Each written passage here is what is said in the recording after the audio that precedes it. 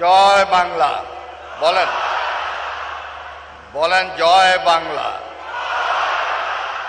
বলেন জয় বঙ্গবন্ধু, আবার বলেন জয় বঙ্গবন্ধু। বসেন।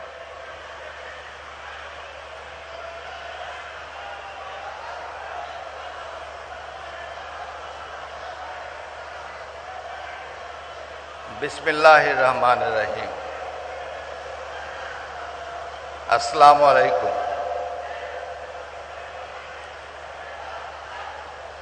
আজকের এই নাগরিক সম্বর্ধনা সভার আমার বন্ধু সভাপতি জনাব রেজাউর রহিম লাল, মঞ্চে উপবিষ্ট আজকে নাগরিক সম্বর্ধনা সভার সদস্য সচিব মতিন খান, মঞ্চে উপবিষ্ট সদস্য সচিব আমার প্রিয় বন্ধু শিক্ষাবিদ, সাংবাদিক, অধ্যক্ষ শিবজিৎ নাগ, আছেন পাবনা প্রযুক্তি বিশ্ববিদ্যালয়ের ভাইস চ্যান্সেলর হাফিজা খাতুন, আছেন আজকের এই সম্বর্ধনা কমিটির সুযোগ্য দক্ষ আহ্বায়ক, যার ওপর ছিল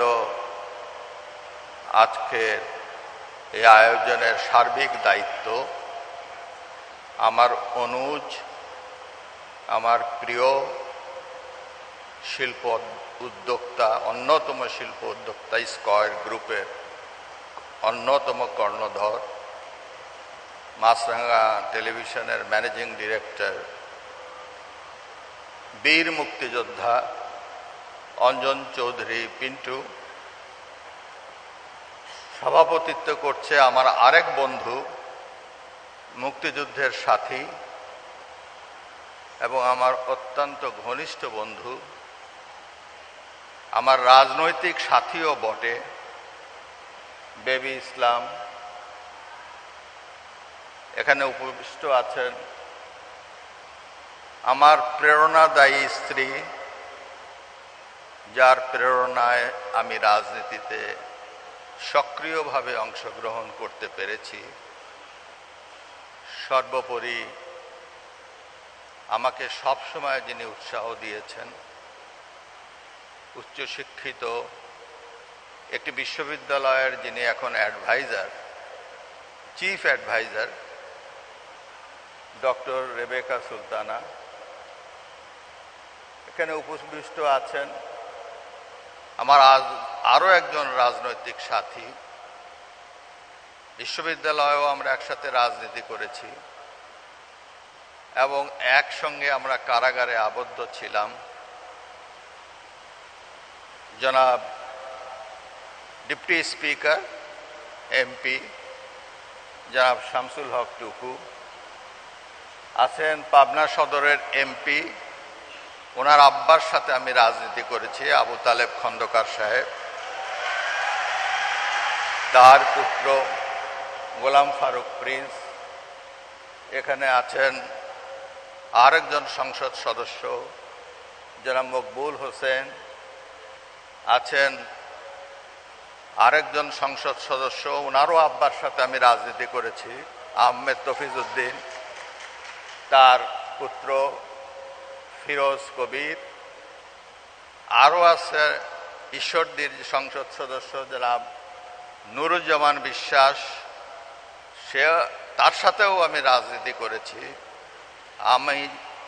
সে আমার কমিটির ভাইস প্রেসিডেন্ট ছিল যখন অবিভক্ত পাবনার জেলা ছাত্রলীগ ছিল, তখন সে আমার ভাইস প্রেসিডেন্ট ছিল। এখন আছে সংরক্ষিত মহিলা আসনের এমপি নাদিরা ইয়াসমিন জলি।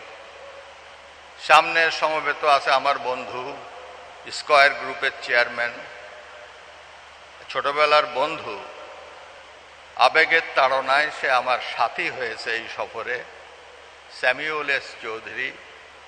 এখানে উপবিষ্ট আছে আমার বঙ্গভবন কার্যালয়ের সিনিয়র সচিব জনাব সম্পদ বড়ুয়া।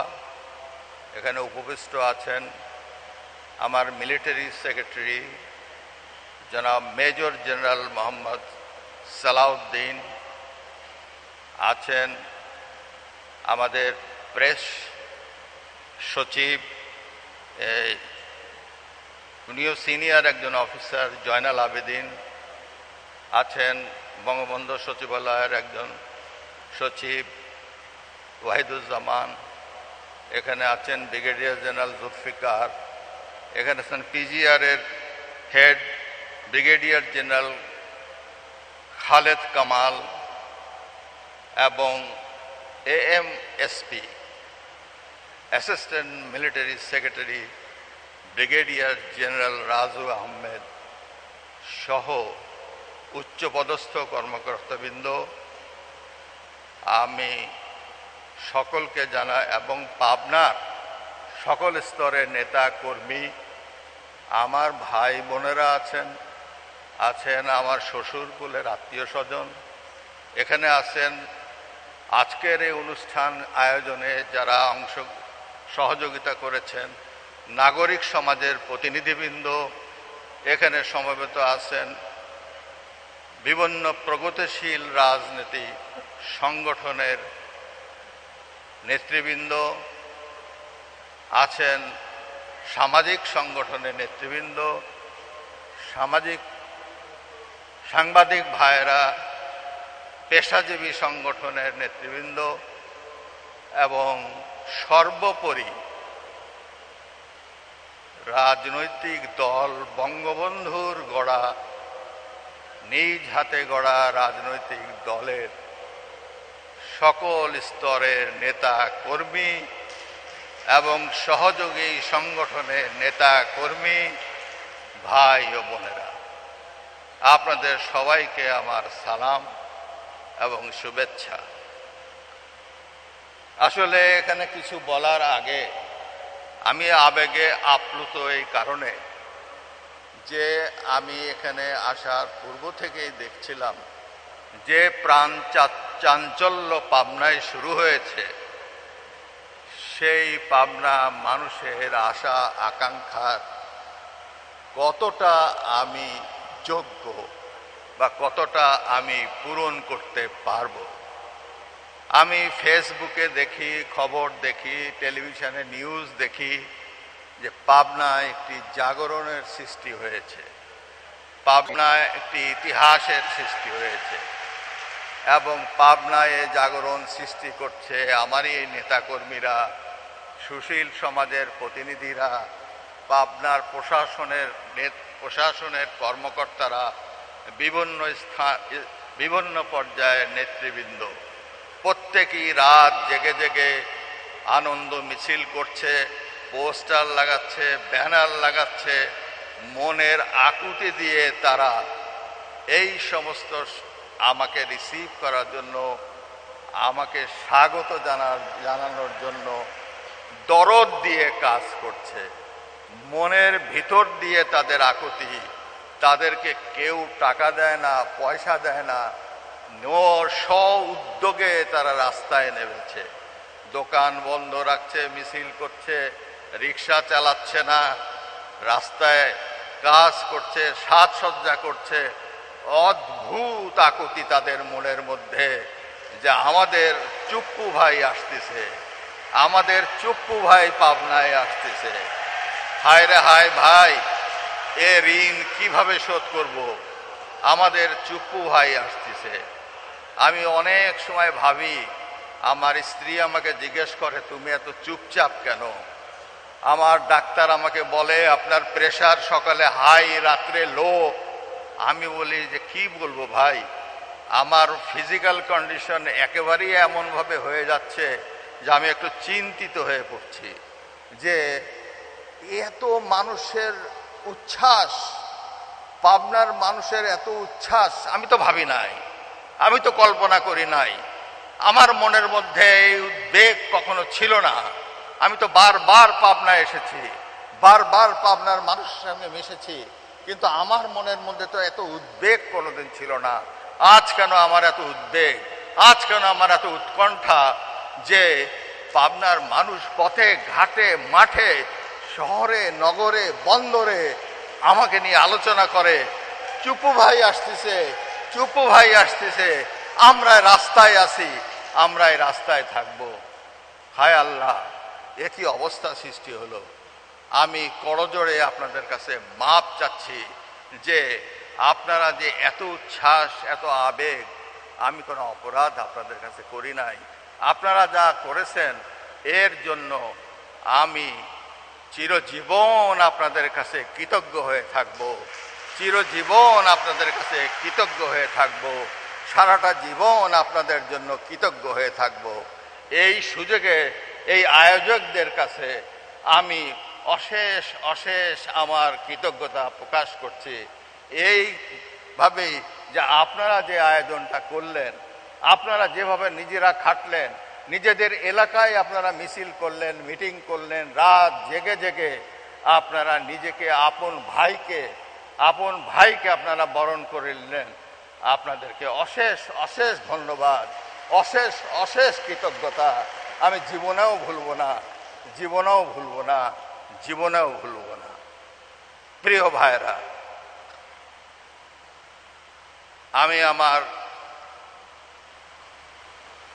আপনাদেরকে আরো ধন্যবাদ জানাই। আপনারা অত্যন্ত সংযত ভাষায়, অত্যন্ত সীমিত ভাষায় আপনারা নিজেদেরকে উপস্থাপন করেছেন বক্তৃতায়। কেউ সেরকম দাবি উত্থাপন করেন নাই, সেরকম কথা আপনারা বলেন নাই। আমি লক্ষ্য করলাম আপনারা অনেক সংযত ছিলেন, সময় নেন নাই বেশি, স্বল্প ভাষায় আপনারা আপনাদেরকে উপস্থাপন করেছেন। আপনাদেরকে ধন্যবাদ। আপনারা এটা জানেন যে আমি আগে প্রথমেই বলে নেই, আসলে আমি প্রথমেই শ্রদ্ধা এবং সম্মান জানাই জাতির পিতা বঙ্গবন্ধু শেখ মুজিবুর রহমানকে। আমি শ্রদ্ধা জানাই বেগম ফজিলুতুন্নেসা মুজিবকে। আমি জানাই শেখ কামাল, শেখ জামাল, বেগম সুলতানা কামাল, রোজি জামাল, শেখ রাসেল, জনাব নাসের, শেখ ফজলুল হক মনি, আরজু মনি এবং কর্নেল জামিল, আব্দুর রব সেনিয়াবাদ। একই সঙ্গে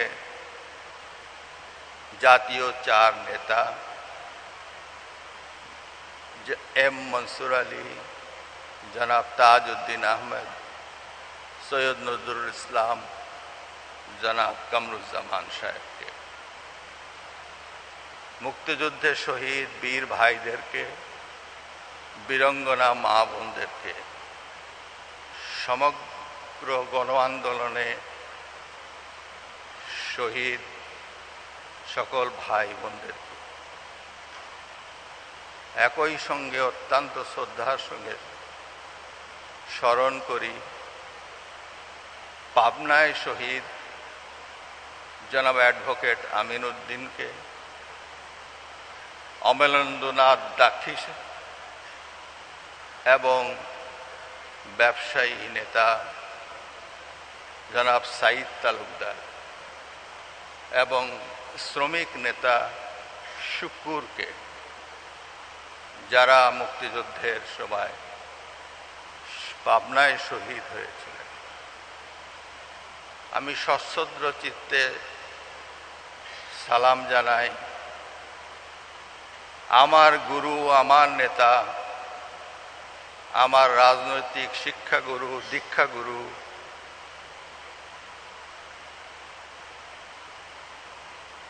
জনাব যিনি সর্বকনিষ্ঠ সংসদ সদস্য ছিলেন পার্লামেন্টের, জনাব আহমদ রফিক, যাকে সত্য কথা যদি বলি অত্যুক্তি হবে না, মিথ্যা হবে না, কোনো নতুন কাহিনীরও সৃষ্টি হবে না। তাকে হত্যা করেছিল ডিসেম্বর মাসে সংসদ সদস্য নির্বাচিত হওয়ার সঙ্গে সঙ্গে নকশালি বাহিনী পাবনা। তার নেতা ছিল টিপু বিশ্বাস, এখনো সে জীবিত। সে টিপু বিশ্বাসের নকশাল বাহিনী কর্তৃক সে নির্মমভাবে নিহত হন আমাদের নেতা আহমেদ রফিক, সবচেয়ে জনপ্রিয় নেতা। তাকে স্মরণ করি সশ্রদ্ধ চিত্তে, স্মরণ করি আমাদের আরেকজন মুরব্বী নেতা সিনিয়র আমজাদ হোসেন, অ্যাডভোকেট আমজাদ হোসেন, আরও আব্দুর রব বগামিয়া,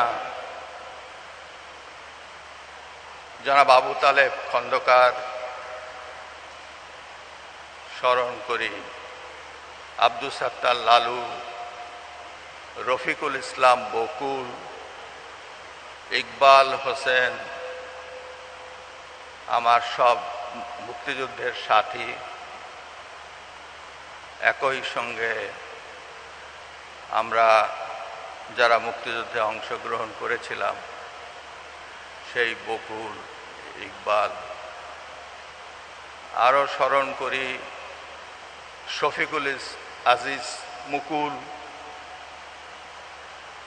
এবং আকবর মজিদ, সোহরাবুদ্দিন সোবা, আবুল হাসান গোরা। এরা আমাদের নেতা ছিলেন। অনেকেই আপনারা জানেন না, অনেকেই তাদের নামও শোনেন নাই, কিন্তু তারা আমাদের নেতা ছিলেন। আপনারা শফিকুল আজিজ মুকুলের নাম শোনেন নাই, হয়তো আবুল হাসান গোরার নাম শুনেছেন। বেবি জানে, লাল জানে, পাকন বসে আছে, পাকন জানে। আমাদের তাদেরকে স্মরণ করি অত্যন্ত শ্রদ্ধাবনত চিত্তে। আমাদের সাথে আরেকজন সবসময় থাকতো, কানা মুন্সি, আর আপনারা চেনেন। সবসময় মনে হয় আমার এদিকে লড়ে আছে, লড়ের কথা মনে হয়, যারা আমাদের সঙ্গে সব সময় থাকতো। তাদেরকে শ্রদ্ধার সঙ্গে স্মরণ করি। জেলখানার সাথীদের স্মরণ করি, যারা কারাগারে আমার সঙ্গে ছিলেন, দুর্দিনে আমার সাথে ছিলেন, আমার সাথী ছিলেন। সেই দুর্দিনের সাথীদেরকে স্মরণ করি। সময় বেশি হলেও তাদেরকে স্মরণ আমার করতেই হবে।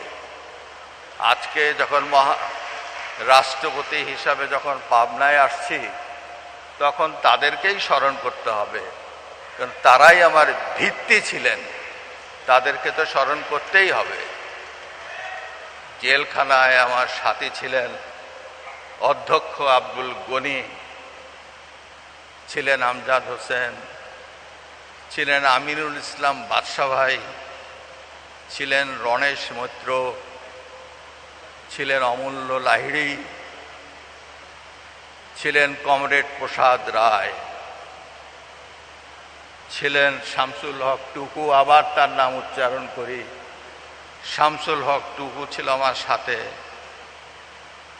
নুরুজ্জামান বিশ্বাস ছিল আমার সাথে, শামসুর রহমান শরীফ ডিলু ভাই ছিল আমার সাথে। তাদেরকে অবশ্যই স্মরণ করতে হবে দুর্দিনের সময়। তাদেরকে আমি অত্যন্ত, এবং চাটমোহরের মুজাম্মেল হক সমাধি ছিল আমার সাথে। এরা এমপি ছিল, ঈশ্বরদীর মহিউদ্দিন আহমদ ছিলেন আমার সাথে। এর সকল নাম স্মরণ রাখা মুশকিল, মঞ্চে দাঁড়ালে অনেক কিছু আওড়ায় যায়। তারপরেও যেটুকু আমার স্মরণে আছে আমি উচ্চারণ করছি। যাদের নাম উচ্চারণ করতে পারছি না তাদের আত্মীয় স্বজন এখানে থাকলে আমাকে ক্ষমা করবেন। আমি শ্রদ্ধা বনত চিত্তে তাদেরকে আজ রাষ্ট্রপতি হয়ে আমি স্মরণ করছি এবং আল্লাহ তাআলার কাছে প্রার্থনা করছি, আল্লাহ তাআলা যে যেখানে তারা থাকুক তাদেরকে আপনি জান্নাতের মুকাম দিবেন, এই প্রার্থনা করি।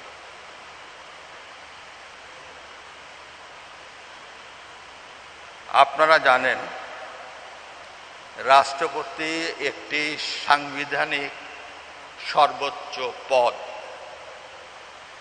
এই সর্বোচ্চ পদে আমি যখন শপথ গ্রহণ করি তখন আমাকে বলতে হয়েছে যে আমি সংবিধানের রক্ষণ, সমর্থন ও নিরাপত্তা বিধান করিব। এটা অঙ্গীকার। আমি অঙ্গীকার করেছি যে আমি রাগ, অনুরাগ বা বিরাগের বশবর্তী না হইয়া সকলের প্রতি আমি আইন অনুযায়ী সমান আচরণ করিব এবং এই রাষ্ট্রপতি হিসাবে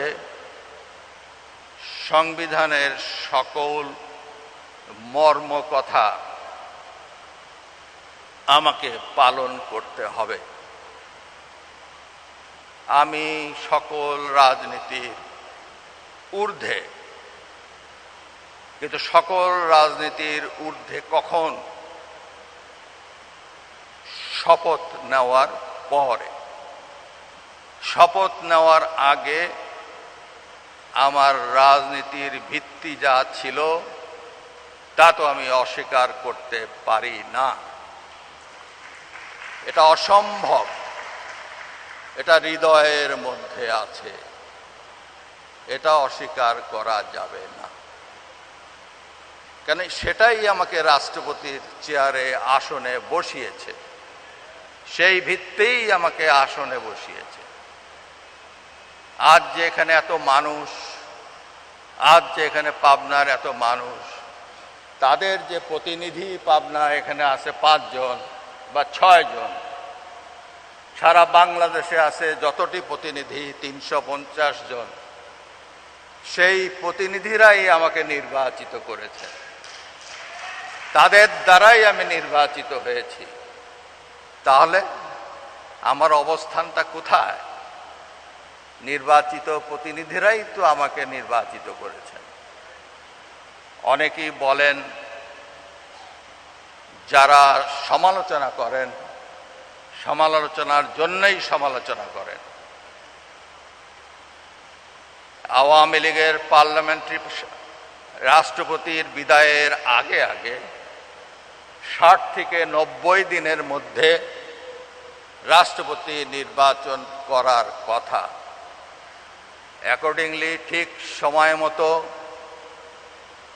আমাদের প্রধানমন্ত্রী বঙ্গবন্ধু কন্যা জননেত্রী শেখ হাসিনা বিশেষ পার্লামেন্টের অধিবেশন ডেকে আওয়ামী লীগের পার্লামেন্টারি পার্টির মিটিং ডাকলেন। সেখানে মিটিং ডেকে তিনি এজেন্ডা হিসাবে রাষ্ট্রপতি নির্বাচনের এজেন্ডা নিলেন। সেই এজেন্ডাতে তিনি বললেন যে আমাদের রাষ্ট্রপতি 23 তারিখে বিদায় নেবেন, তাই রাষ্ট্রপতি নির্বাচন করতে হবে। পার্লামেন্টারি পার্টিতে উনি বললেন, আপনারা নিজেরা রাষ্ট্রপতি কে হবে আপনারা প্রস্তাব করেন।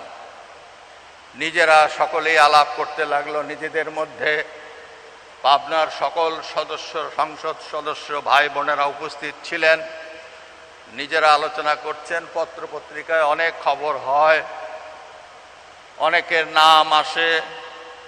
আমি একজন সাধারণ পাঠক হিসাবে আমি পত্রিকা খুব বেশি পড়ি, আমি একটু দেখি, আমার এখানে কোনো উৎসাহ নাই। আমি একজন পাঠক, পত্রিকা পড়ি, নাম দেখি, যোগ্যতার বিচারে দেখি। আমি অনেক কি মনে করি, এ হতে পারে, এ হতে পারে, এ হতে পারে, হোক না কেন, আমার এখানে কি? আমি তো খালি একটু ভাবি, কিছুই ভাবি না। আমি বলি কেউ হবে, নেত্রী করবে। পার্লামেন্টারি পার্টি মিটিং হলো, সকলেই সবাই অংশগ্রহণ করলো, নিজেরা নিজেরা কি আলাপ করলো আমি জানি না। পরে শুনি, রাতের বেলা শুনি, নিউজে শুনি যে সকলে লিডার অব দি হাউসের উপর দায়িত্ব অর্পণ করেছে। লিডার অব দি হাউস অর্থাৎ প্রধানমন্ত্রী, তার উপর দায়িত্ব অর্পণ করেছে আগামী প্রেসিডেন্ট নির্বাচনের জন্য। এভাবে সভা শেষ হয়ে যায়। এরপর আর কোনো খবর নাই, সব চুপচাপ, নীরব নীরব। পত্রিকায় কোনো স্পেকুলেশন নাই, কেউ কিছু বলে না, কেউ কিছু জানে না। আমিও রোজ কাগজ পড়ি। এরপর আর কাগজ পড়া বন্ধ করে দিলাম, যে কিছু তো আর নিউজ তো দেখি না। এরপরে হঠাৎ করে অল অন এ সাডেন এই পাবনার এই সন্তানের মাথায় এই দায়িত্বটা পড়বে, এ তো আমার কল্পনার বাইরে। দায়িত্ব আমার কাঁধে আসলো, আমি তো কিংকর্তব্য বিমূঢ়। যাই হোক, আর এটা বলার অপেক্ষা রাখে না। যেটা হয়ে গেছে তার রূপটা আপনারা দেখতে পাচ্ছেন, আপনাদের সামনে উপস্থিত। কেন, কি জন্য হলো আমি বলতে পারবো না। হয়তো যোগ্যতা আমার মধ্যে উনি খুঁজে পেয়েছিলেন, তাই তিনি আমাকে ভাবছেন। এই অবস্থা, নির্বাচনের কথা বললাম। এখন প্রশ্ন হলো, আমি আপনাদের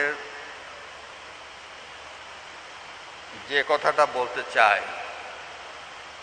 সেটা হলো, আমি আগেই বলেছি যে এদেশে একটি সংবিধান, আমরা মহান মুক্তিযুদ্ধের মাধ্যমে একটি সংবিধান পেয়েছি। এই সংবিধান বহুবার ক্ষতবিক্ষত হয়েছে। এই সংবিধানকে, মূল্যবোধকে অনেক ত্যাগ ও তিতিক্ষার মাধ্যমে যেটা আমরা পেয়েছি, এটাকে ছিন্ন বিচ্ছিন্ন করে দেওয়া হয়েছে।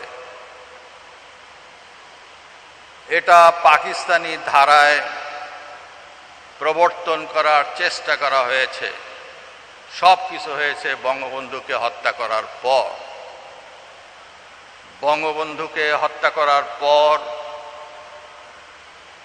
ক্ষমতায় যারা এসেছে তারা গণতন্ত্রকে হত্যা করেছে, ধর্মনিরপেক্ষতাকে হত্যা করেছে, তারা সংবিধানে অসাম্প্রদায়িক চেতনাকে হত্যা করেছে। পরবর্তীকালে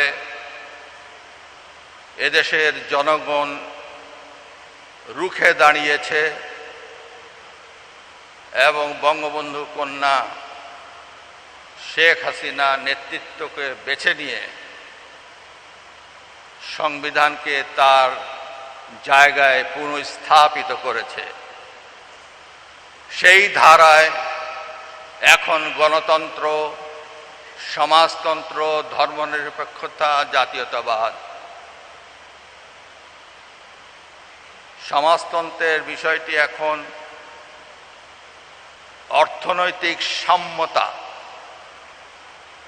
এবং ধর্মনিরপেক্ষতার বিষয়টি হল ধর্মের স্বাধীনতা নিশ্চিত করেছেন বঙ্গবন্ধু কন্যা,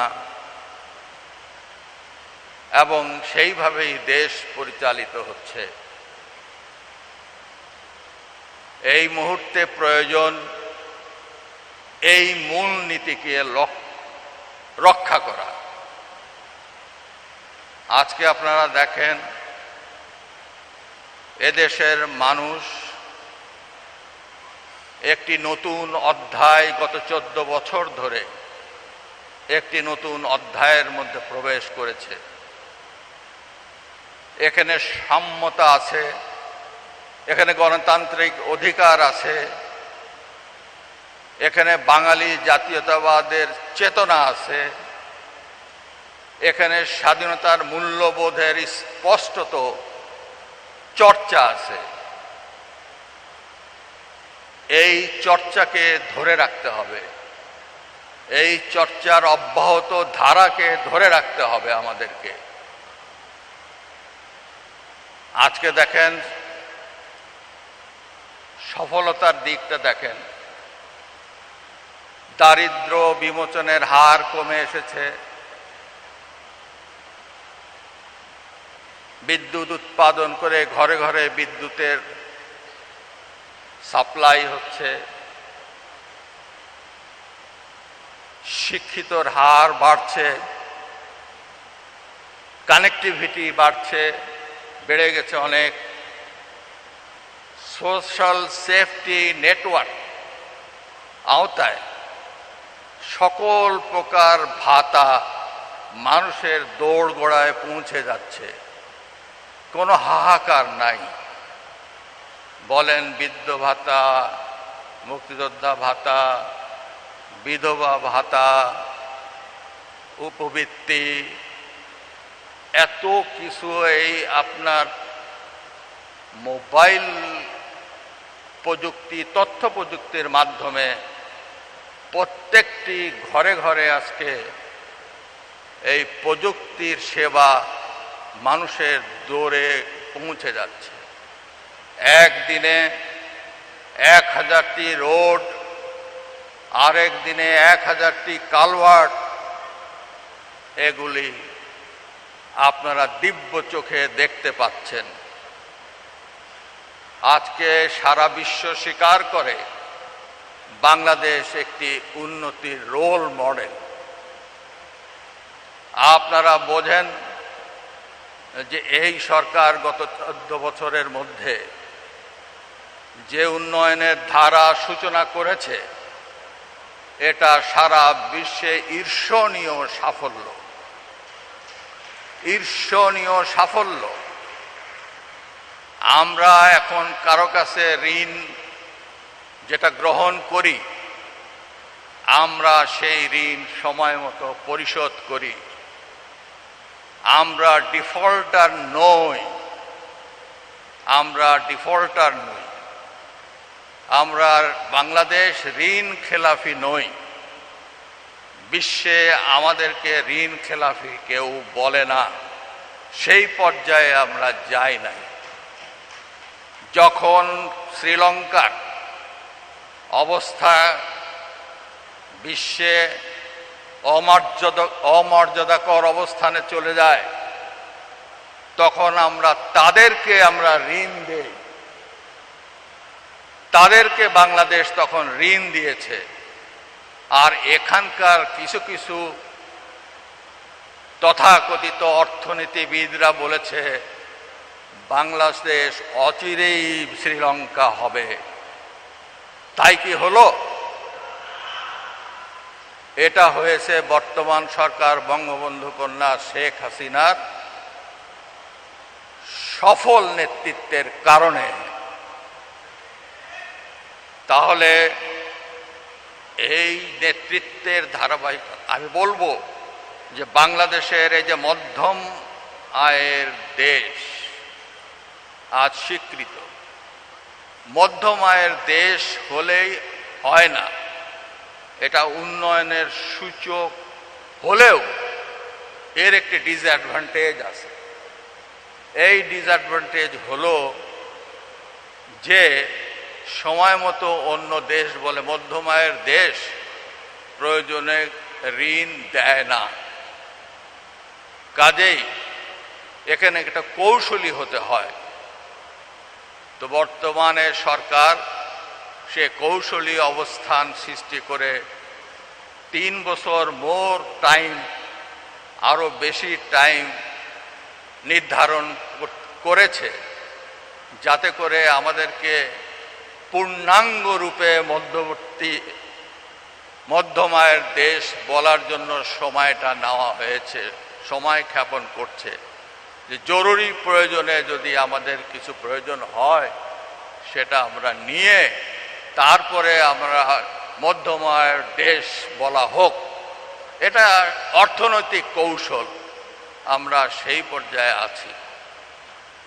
এখন প্রশ্ন হলো যে সামনে দ্বাদশ জাতীয় নির্বাচন, সামনে জাতীয় নির্বাচন অত্যন্ত জরুরি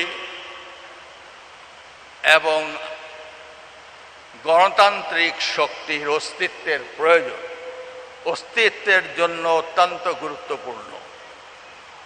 পাবনাবাসীর কাছে অনুরোধ করব, আগে কি দেখলাম, আগে কি পেলাম, আর গত 14 বছরে আমরা কি পাচ্ছি, এটার তুলনামূলক বিচার এবং বিশ্লেষণ করবেন। আগামী দিনে সামগ্রিকভাবে বাংলাদেশের অবস্থান কোথায় সেটাকে আপনারা বিচার করবেন, বিশ্লেষণ করবেন। অস্তিত্বের প্রশ্নে আগে কি লুট হলো, আগে সম্পদ কোথায় গেল, বিদ্যুতের নামে খাম্বা হলো, এগুলো আপনারা দেখবেন, বিচার করবেন। আমি আপনাদেরকে প্রভোগ করব না, আপনাদের বিবেকের উপর ছেড়ে দেব। আপনাদের বিবেক দ্বারা বিবেচনা করবেন। প্রতিনিধি নির্বাচনের ক্ষেত্রে আপনাদের প্রতিনিধি নির্বাচন করতে দেখবেন যে সরকার 14 বছরে বাংলাদেশকে কোথায় নিয়ে যায় দাঁড় করিয়েছে বিশ্ব দরবারে। আজকে IMF কি বলে, আজকে বিশ্ব ব্যাংক কি বলে, আগে দেখবেন। আপনাদের কাছে আমি কিছু কথা বলি নাই, কিন্তু বলতে চাই, বলার প্রয়োজনে বলতে চাই। আপনারা জানেন বিশ্ব ব্যাংকের সে মিথ্যা অভিযোগের কথা, আপনারা সকলেই হয়তো জানেন, পত্রপত্রিকায় দেখেছেন। যখন পদ্মা সেতু বানাবেন মাননীয় প্রধানমন্ত্রী 2012 সাল হঠাৎ করে পদ্মা সেতু থেকে টাকা উইথড্র করে নিয়ে গেল বিশ্ব ব্যাংক, নিয়ে গেল জাইকা, নিয়ে গেল IDB, নিয়ে গেল ADB। এরা সব তাদের প্রতিশ্রুত টাকা প্রত্যাহার করে নিয়ে গেল। বলল বিশ্ব ব্যাংকে দুর্নীতি হয়েছে। এখানকার দুটি পত্রিকায়, নাম বলবো না এখন, ফলাও করে প্রচার করা হলো এখানে দুর্নীতি হয়েছে। আমি তখন দুর্নীতি দমন কমিশনের কমিশনার। দুর্নীতির কথা বলার সঙ্গে সঙ্গে এটা দুর্নীতি দমন কমিশন সুমোটো তদন্তের দায়িত্ব নিল। কেউ বলল না, বিশ্ব ব্যাংক ভিতরে ভিতরে দুটি পত্রিকা দিয়ে নিউজটা করালো। 2 মাসের মধ্যে বললাম যে এখানে কোনো দুর্নীতি হয় নাই। সেটা ছিল মূল সেতু নির্মাণের টেন্ডার প্রক্রিয়ায়। বিশ্ব ব্যাংক চুপ করে থাকলো, কোনো উত্তর দিল না।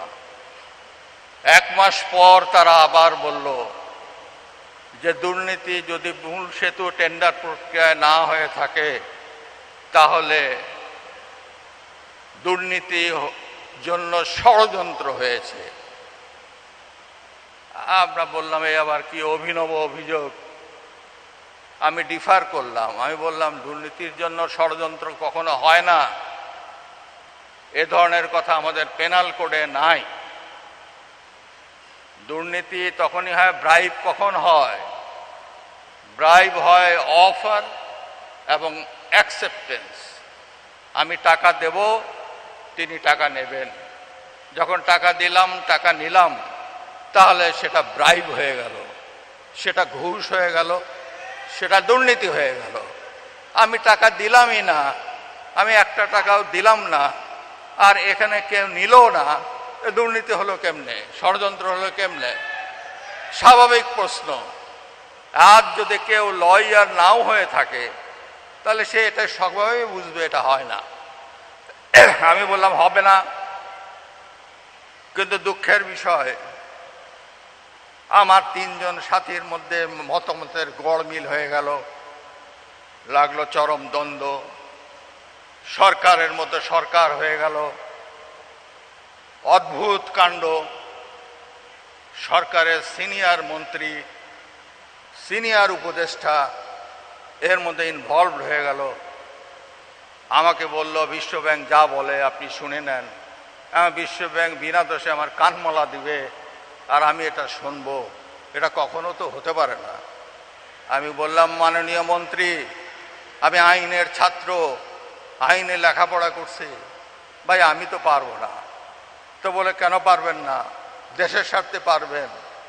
একজন ফট করে বলে উঠল, আমি আমেরিকার স্টেট ডিপার্টমেন্টে গিয়েছি, সেখানে আমি স্টেট ডিপার্টমেন্টকে ম্যানেজ করেছি, স্টেট ডিপার্টমেন্ট ওয়ার্ল্ড ব্যাংককে বলে দিয়েছে তারা এখন টাকা দিবে। আরেকজন বলল, আমি ওয়ার্ল্ড ব্যাংকের প্রেসিডেন্টের সাথে কথা বলে আসছি, তারা এখন রেডি, তারা টাকা দিবে। তারা এখন বলছে আমরা ভুল করছি, টাকা উইথড্র করছি, we are ready to refinance. আমি বললাম যে ওরা রেডি তো টাকা দেয় না কেন? নেতৃত্ব আবুল হোসেনের চাকরি খায় ফেলছে, নেতৃত্ব প্রজেক্টের অনেক ডাইরেক্টরকে সরায় দিছে, নতুন টেন্ডার কমিটি করছে, নতুন ইকোনমিক আপনার এভ্যালুয়েশন কমিটি করছে, নেত্রীকে আপনারা যা বুঝাইছেন তাই তো করছে, এখন আবার আপনাদের অসুবিধাটা কি? না, এটা দুদক যদি করে তাহলে ওরা মেনে নেবে। দুদক কি করবে? এই এই এই এই এই এই কাজ করতে হবে। যা করতে বলে তাহলে দেশের সার্বভৌমত্ব থাকে না। বলেন, দেশ বিক্রি করে দিব? দেশের সার্বভৌমত্ব বিক্রি করে দিব? আমি বললাম আমি ক্ষুদ্র মানুষ, আমি এটা বুঝি, আমি এটা জানি এখানে সরকারকে রাজনৈতিকভাবে পরাস্ত করার চেষ্টা করা হচ্ছে, সরকারের অস্তিত্বকে পরাস্ত করার চেষ্টা করা হচ্ছে। এখানে ডক্টর ইউনূস আছে, এখানে 111-এর কুশলীরা আছে, যারা ১/১১-র ঘটনাগুলো ঘটিয়েছে, তারা আছে পর্দার অন্তরালে। আমি ইমেল পেয়েছি, যে ইমেলে হিলারি ক্লিনটনকে ইমেল করা হয়েছে, তাকে দিয়ে তদবির করানো হয়েছে সরকারকে ইমেজ নষ্ট করার জন্য। পরিচ্ছন্নভাবে পরিষ্কারভাবে আজ পাবনাবাসীকে বলে দিতে চাই, এই ষড়যন্ত্রের হাত থেকে সরকারকে, বাংলাদেশের ভাবমূর্তিকে রক্ষা করেছি আমি। I will have to do. আমি আজ অথরিটির সঙ্গে বলছি, আমি সেটা করেছি পাবনার সন্তান হিসাবে। কেউ আমাকে বলে দেয় নেই, আমার বিবেক বলেছে এটা করতে হবে, এটা তুমি করো। আমি মন্ত্রীকে বলেছি আমি এটা করতে পারি না, আমি উপদেষ্টাকে বলেছি আমি এটা করতে পারি না। আমি বলেছি I am the last man to do it, I am the last man to do it, আমি করতে পারবো না। আমি তাই করেছি, মাথা উঁচু করে দাঁড়িয়েছি। I will, whatever I will face, I am ready to face at any time. এটাই হলো আমার বৈশিষ্ট্য, আমি এটাই বললাম। যাই হোক, আমি রাজপথ থেকে বঙ্গভবনে এসেছি, আমি হঠাৎ করে টপকে পড়ি নাই বঙ্গভবনে। আমি পাবনার রাজপথ থেকে বঙ্গভবনে গিয়েছি। আমি পাবনার ইন্দ্রাপট্টি থেকে রাজপথ গিয়েছি। আমি ইন্দ্রাপট্টিতে শিক্ষা শান্তি প্রগতির স্লোগান দিয়েছি। আমি টাউন হলে বক্তৃতা দিয়েছি, গর্জে উঠেছি। আমি রাজনীতির এমন কোন অঙ্গন নাই যা আমি ছুঁয়ে যাই নাই। আমি বঙ্গবন্ধুর ছোঁয়া পেয়েছি। আমি আমার জীবদ্দশায় পরপর 6 বার বঙ্গবন্ধুর দেখা পেয়েছি। বঙ্গবন্ধু আমাকে নাম ধরে ডেকেছেন, এই চুপ্পু তুই এদিক আয়, এই চুপ্পু তুই মাঠে আয়। আমি বঙ্গবন্ধুর 6 দফার ভাষণ শুনেছি। আব্দুর রব বগামিয়ার বাড়িতে আমি গিয়েছি, আমার প্রতিবেশী। ওখানে আমি দুপুরে ভাত খেয়েছি বঙ্গবন্ধুর সাথে। ওখানে বগা চাচি আমাকে আদর করে ভাত খাইয়েছেন। আমি সেই ভাত খেয়ে সিনিয়র লিডারদের সঙ্গে আমি গিয়েছি টাউন হলের ময়দানে, 6 দফা শুনেছি। সেখানে ছাত্রলীগের শিক্ষা শান্তি প্রগতির স্লোগানে আমি টাউন হলের মাঠ মুখরিত করেছি।